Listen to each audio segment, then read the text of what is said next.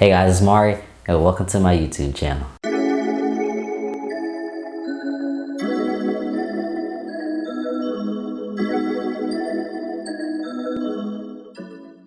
Alright, so before I go ahead and begin today's overall subject of my YouTube video, I decided that instead, even though I won't technically say instead, what I'm actually going to end up doing is I actually have a podcast out right now called the Transvestite Plan. And if you haven't really looked into that video of me kind of introducing it and showcasing that on my YouTube channel, I'll just say go ahead and check it out.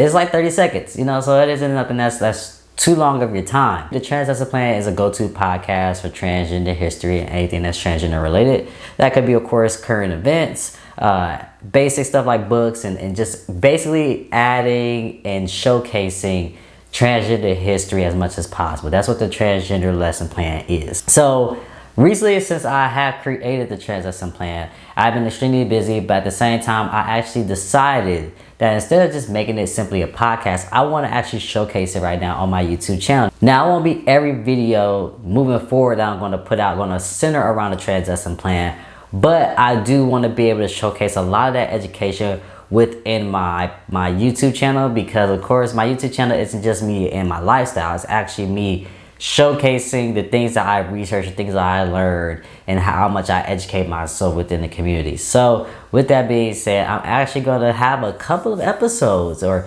technically a couple of YouTube videos, of course, and a playlist centered around the Transvestite Plan. So with that being said, today I'm going to go into one of my lessons that I actually discussed on the Transvestite Plan if you haven't heard about it already. And basically it discusses the origins of the transgender history. So let's go ahead and get into it.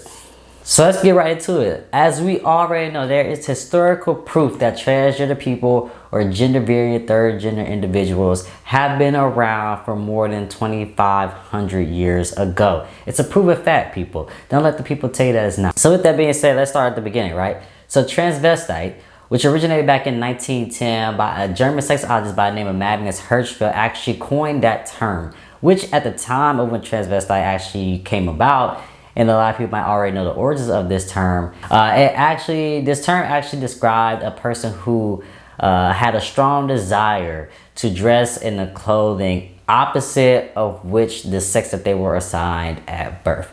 So for me, although I identify as male and I am a transgender male, let's say I was in my feminine stage and I still identify as a female, me having the urges to dress masculine and appear masculine will be considered me as a transvestite back in those times. With that being said, normally somebody who identifies as a transvestite didn't get any body modifications, aka facial reassignment surgery, plastic surgery, things of that nature. There's no modifications. They actually just decided to dress in the clothing opposite of the sex in which they were assigned at birth. So let's go ahead and get into the next term, which is transsexual. Transsexual actually originated back in 1923 by Magnus Hirschfeld. And at the time, Magnus didn't actually use the term transsexual. He used a term called transsexualismus, which then actually ended up being changed and altered in a sense by David Oliver Caldwell, who actually used the term back in 1949, used transsexualism, and actually used the term transsexual, my apologies, and coined that term back in 1950. And if you want to know what a transsexual individual person is, that's actually the individual who actually gets any bodily changes or modifications so that they can actually identify as a gender identity in which they prefer. So like I said, the first term, of course, when you think about transvestite, it's actually somebody who doesn't get any type of body modifications. They just identify based upon their clothing and what they choose to identify.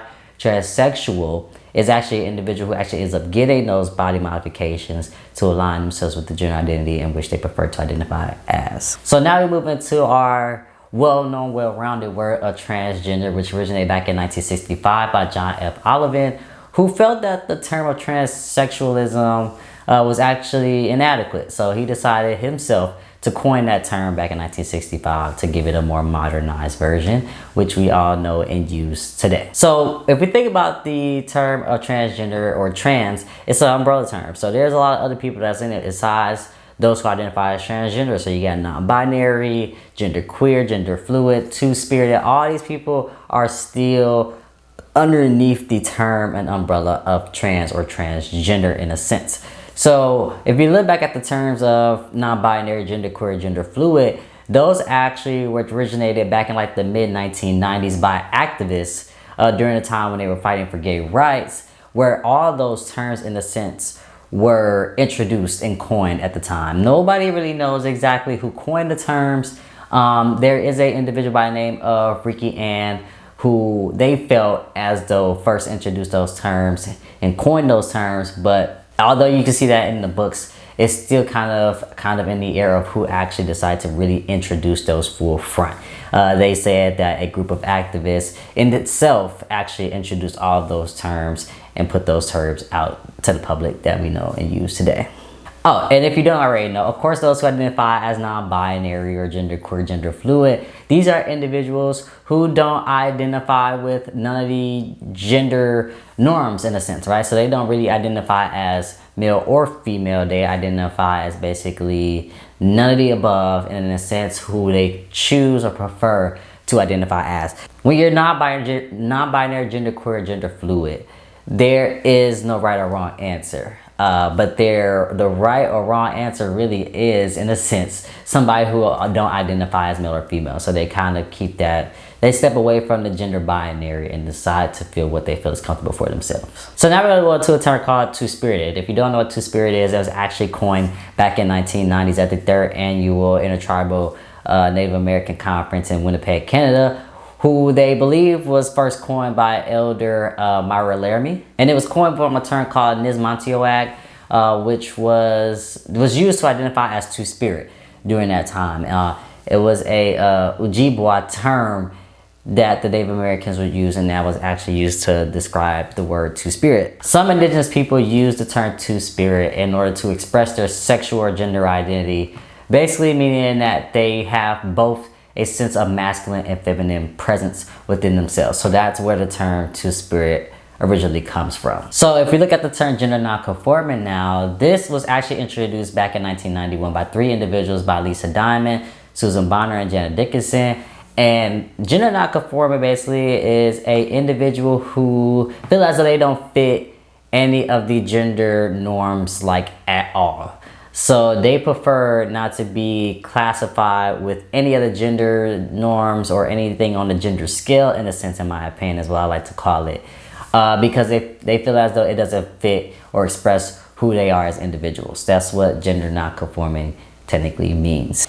So when we talk about trans issues, it raises deeper questions on things that we need to further examine as a community. For this, being able to set some of these technical terms into our everyday settings of speech and of course education, it helps us broaden our knowledge, and as well as put in a forefront and a foot forward into new things that can be discovered every single day. Spending some time talking about terminologies helps us get deeper and allow us to have conversations and look at the assumptions of what we feel about sex and gender as a quote-unquote society norm that they feel as we feel as though, not technically we, but as a society feel as though we need to have and keep extremely structured in a sense, and when that's not really the case. This allows us to introduce new issues that people within the trans community don't have the time to speak about, or people within the LGBTQ plus community as a whole, and as well as our allies, be able to access, and that we can further examine as a community as a whole, and of course alongside our allies. So please remember that of course new terminologies and new phrases are always emerging and evolving every single day. So please be open and willing to accept new terms that you have absolutely no clue about, and as well as taking the time to learn about these new terminologies and phrases that emerge every single day. And of course, until next time guys, I appreciate you all for tuning in into my YouTube channel today. Of course, a new episode of Transvestite Plan will be next week, as well as hopefully a new video alongside of that. If you haven't already, please like and subscribe to this video, and please check out any of my previous videos as well. I have amazing content, and I like to make sure I present amazing content. If you guys want to see something new, don't forget to, don't hesitate, technically, in my opinion. I apologize. Don't hesitate to email me with topics that you guys want to hear me talk about. I will gladly do my research into that and present it to you guys as well. Go ahead and follow me on social media at mariiiwrld. That is MAR3IWRLD. And until next week, guys, I love you, appreciate you. Until next time, peace. of your life.